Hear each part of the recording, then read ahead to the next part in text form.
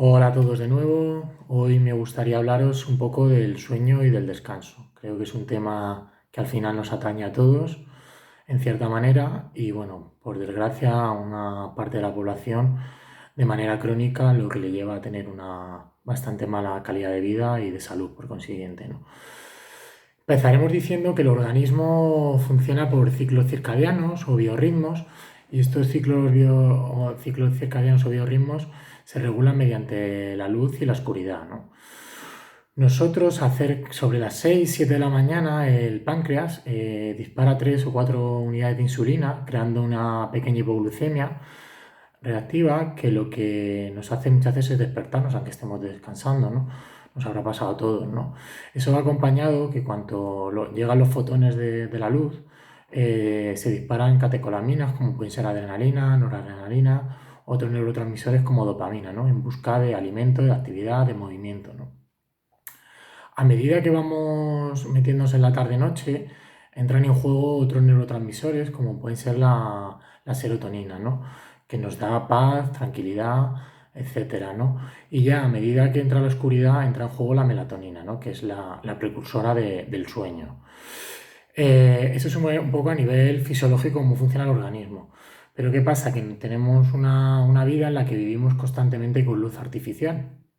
Estamos en la oficina, luz artificial, entrenamos en un sitio, luz artificial, llegamos a casa, luz artificial, televisión, nos metemos en la cama, tablet, móvil, luz artificial, hasta el último momento que cerramos el ojo.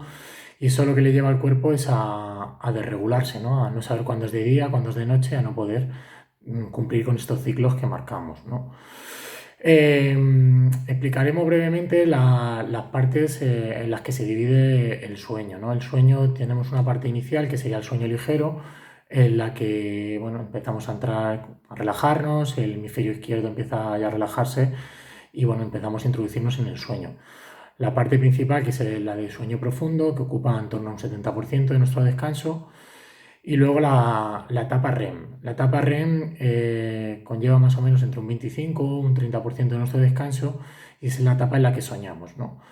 A nivel metafísico es la etapa bueno, en la que conectamos con esos planos superiores o dimensiones, en la que hay una descarga de información y bueno, soñamos, ¿no? Lo que se trabaja un poco en el psicoanálisis, esos sueños que muchas veces a todos nos habrá pasado que se cumplen, ¿no? Cosas que hemos soñado, circunstancias y muchas veces es por esa información que nos llega en esa etapa del sueño, ¿no?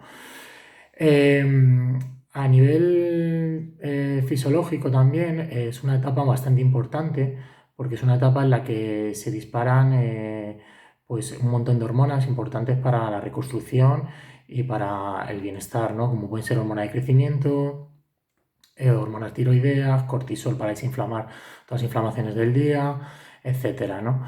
Es una etapa en la que al final el cuerpo está totalmente bloqueado a nivel muscular, pero hay una gran actividad cerebral. También hay una descarga emocional del día a día y bueno, pues es una etapa en la que bueno, al final la habré visto en algún movimiento, hay un gran movimiento ocular de los párpados y demás, ¿no?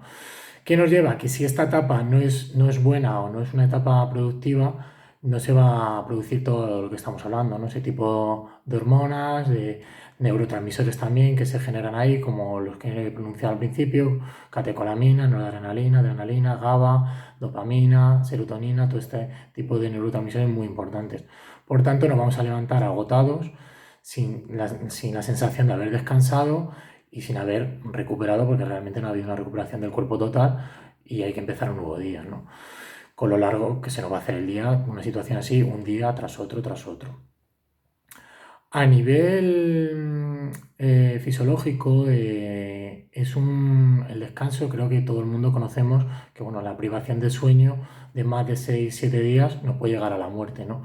Pero bueno, yo mis estudios en psiquiatría, en ciertas materias, me han llevado pues, a entender enfermedades como pueden ser neurosis, psicosis, obsesiones compulsivas, muchos estados de depresión, y es por bueno, pues, tener estados prolongados de falta de sueño y de descanso, ¿no? Para que veamos la importancia que tiene.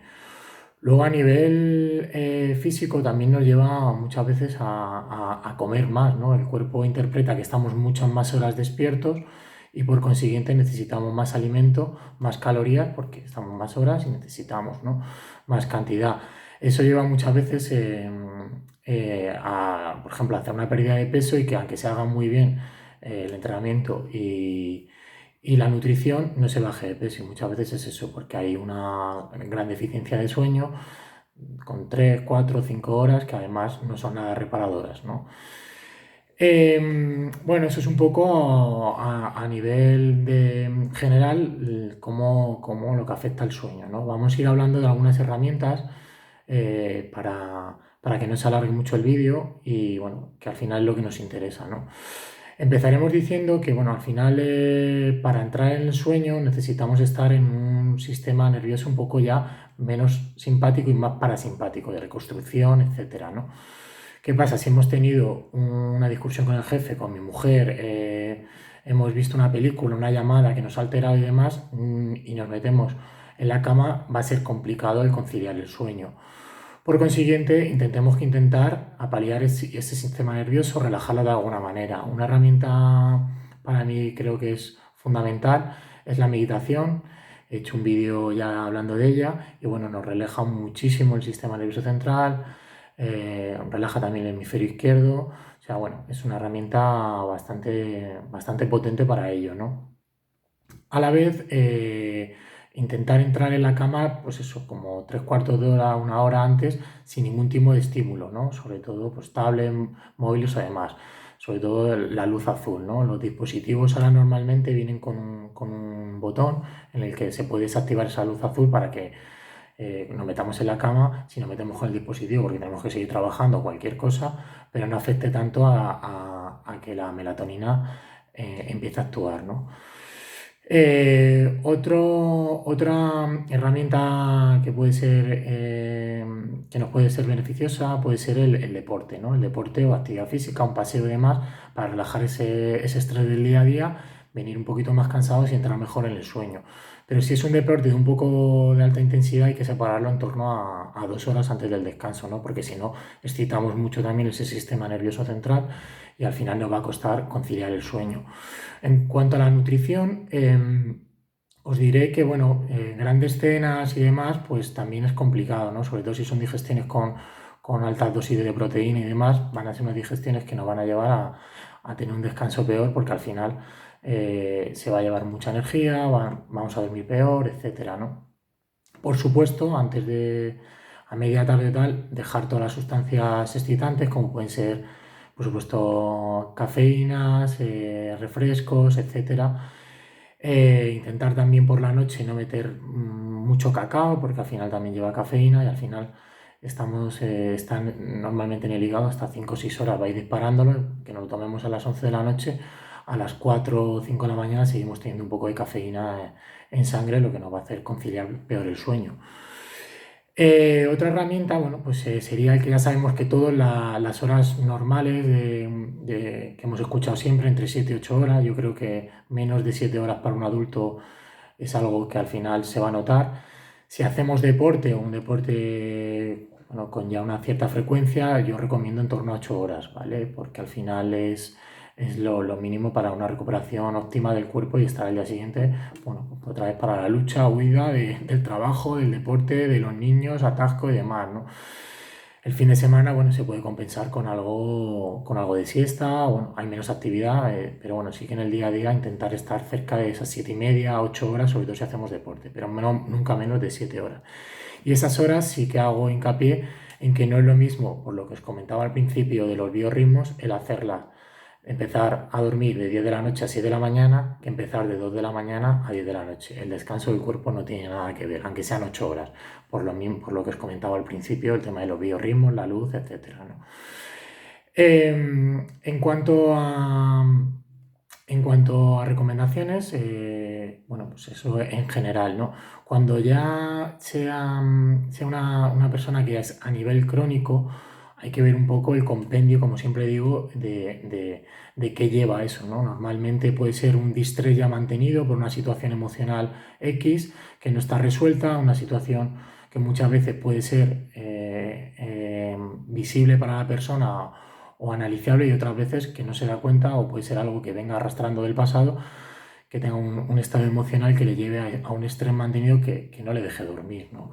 Entonces es ver un poco a nivel general si la dieta, el deporte, la actividad, el descanso, las horas y los tips estos que os comento son correctos, pues desgranar un poco más allá porque esa persona es a nivel crónico y lleva mucho tiempo sin dormir, ¿no? Normalmente el cuerpo no es fisiológico que no quiera descansar ni dormir.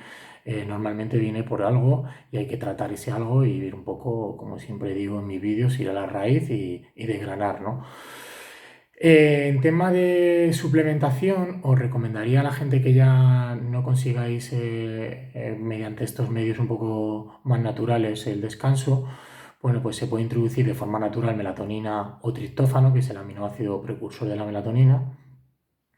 También os puedo recomendar magnesio, las modalidades de citrato de magnesio o cloruro de magnesio, que aparte tiene otras muchísimas funciones beneficiosas para el organismo, pero relaja muchísimo el sistema nervioso central. Y lo que sí nos recomiendo es el uso de fármacos, ¿vale? El fármaco puede tener cabida en un momento puntual, pues, una muerte de un familiar, una situación un poco traumática y que tengamos que descansar porque tenemos que descansar, estamos con ansiedad, con un estado complicado, pero no acostumbrarnos a ello porque al final nos llevará a la tolerancia y al final a que el organismo no sepa funcionar sin él, ¿no? Hay muchísima gente adicta a ansiolíticos y precursores del sueño y al final lo que nos lleva es eso, a luego encima a necesitar para despertar otra pastilla porque al final de manera natural no creamos la química necesaria que ya se ha demostrado que tenemos para funcionar. No lo recomiendo si no son en etapas puntuales en las que ha habido una necesidad por algo, ¿no? Intentar buscar estas pautas de manera natural y bueno, espero que os haya servido el vídeo, os haya podido desgranar alguna cosa interesante para el día a día. Y nada, sin más, si os ha gustado el vídeo, os agradezco que le deis un like. Si os gusta este tipo de vídeos, iré subiendo más material, suscribiros a mi canal. Y nada, nos vemos en el siguiente vídeo.